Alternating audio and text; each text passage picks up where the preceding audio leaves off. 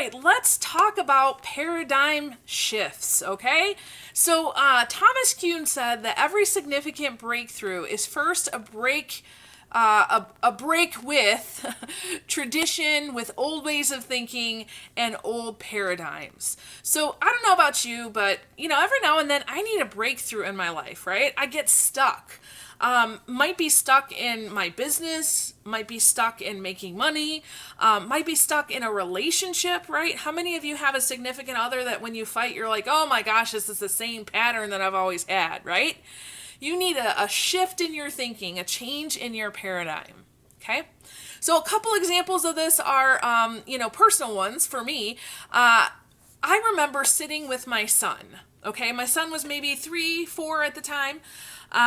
He was probably 3, and I was working on my master's at the time, so I was sitting at the table writing a paper, and he was sitting doing an art project, and he had these 3D kind of cushion pieces, foam pieces, I guess, and they had a sticky backing, and they were really, really tiny.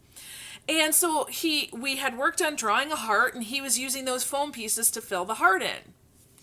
Well, I noticed that what he was doing was picking one teeny tiny foam piece off, really trying to get that backing off and putting it on the paper.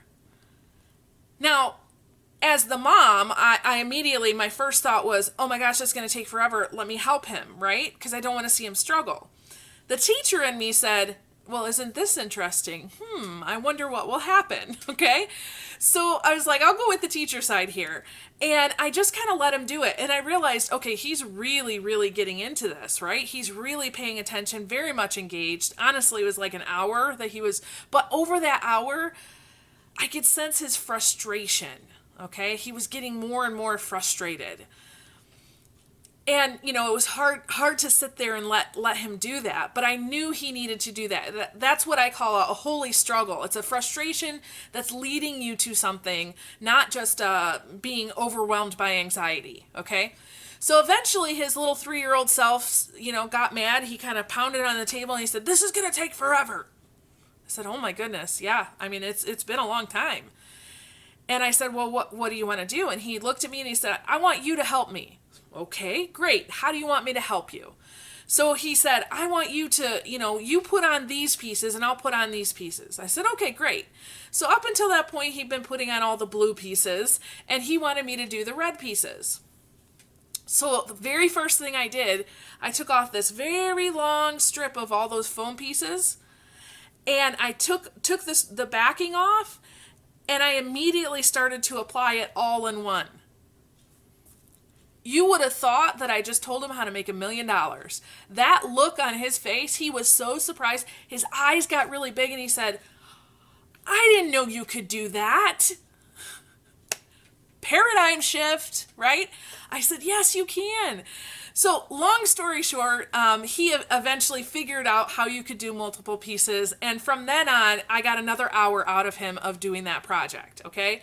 Now, the mom tip aside of how you engaged kids, that's a whole nother thing.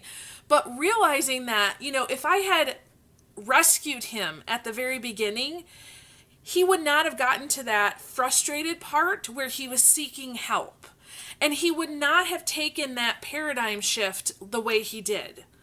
I think that's huge when you're looking at helping other people grow. If you're a leader and you've got somebody who needs a paradigm shift, like, let me show you the importance of showing up to work on time, right? So let's have a paradigm shift here, right? So that's a whole other thing. But it's a great example of how one teeny tiny thought can change everything. So if you don't think that that's true, Copernicus, if you study his life, so he's the guy that came up with this really wild and crazy idea that the Earth wasn't the center of the universe, that the sun was. Okay? Now, he was ridiculed and judged for it, for sure. What about the difference between, now I'm going to get a little sciencey here, but Newtonian physics, which is very logical and linear, right? Cause, effect, cause, effect, cause, effect. Versus what we know to be actually more truthful is quantum physics, which says that there's actually a cause and an effect behind different causes and effects. There's things that are happening that we don't know about that, quite frankly, are not linear. Okay? Einstein, he was kind of the father of quantum mechanics. He was the discoverer of it, right? At the end of his life, he admitted that quantum physics was a more exact science than Newtonian linear physics, okay? Now, you might not be into science, but what about this? What about the guy, and I'm blanking on his name now, I should have wrote this down, the guy that discovered that germs actually cause infections for mothers who are giving birth. So this guy, he said there's got to be something. Now, I read a story on him, and he was very persistent. So go Google that and see if you can find his name and try to find his biography, because it's amazing. However, his friends, his colleagues, thought he was absolutely nuts, because they said, how could something invisible, now at that time it was invisible because we didn't have organized tools that helped us to see it, how could something invisible make people sick, right? Again, that difference between Newtonian and quantum physics, right?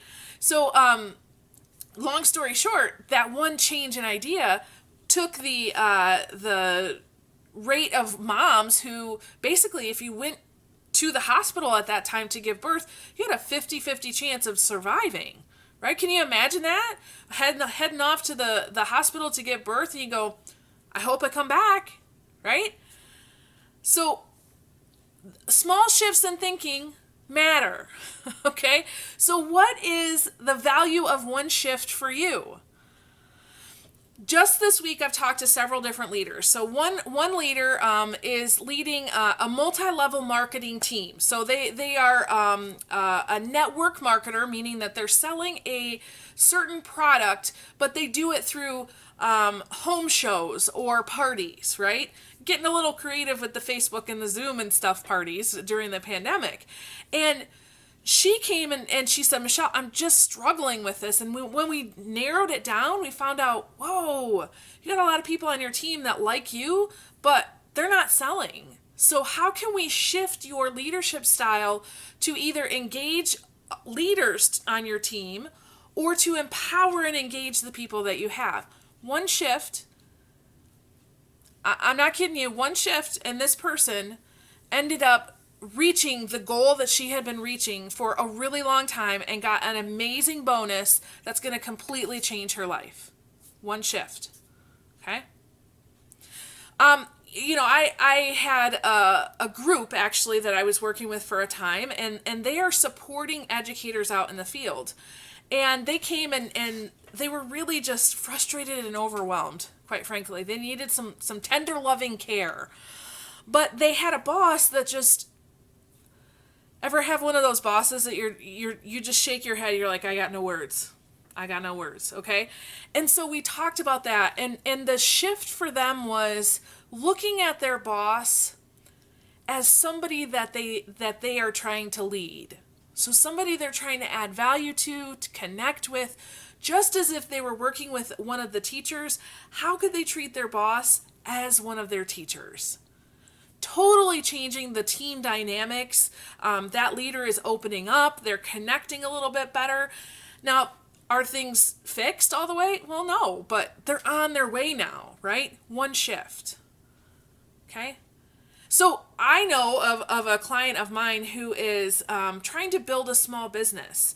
And quite frankly, when you talk to a solopreneur who's trying to do this, they know, hey, I'm really good at this, maybe 2-3 things, but there's 7 or 8 things that still need to get done. And so the breakthrough for her was really this idea of, whoa, I don't have to be the one to do all those things, right? One shift, she's delegating, she's hiring, and guess what? She's going to do more of what she's good at, so her business is going to be have more momentum and motivation moving forward. One shift, okay? So are you in need of a paradigm shift? So let me tell you this, what if one shift changed everything and actually got you the results that you wanted? Now, in our Empowered Leaders membership group, we are having shifts all the time. Okay, every week we have a lesson. So in that there is a principle for you to put in practice, not just for you, but for your people. We have discussions every week. That's the meat and potatoes, to tell you the truth, where we come and we say, hey, this worked, hey, this didn't. What do you think about this? So you ask questions, right? You get support through the community, but then also you get special access to other programs too. So, for example, right now we just finished up our 7-day mindset challenge leading into a self-image mastery course. So, that group, the preferred group, that's what I call them, they get special access to that program that other people would not. So if you are in need of a paradigm shift, what would happen if you had one paradigm shift every week? How would your life be different? Okay? Come join us in the Empowered Leaders group and let's see what we can do together. Okay? Awesome. Thank you so much for joining us today. With that, I release you into the wild. Go forth and prosper. Have an amazing day, and we'll catch you next time. Bye-bye.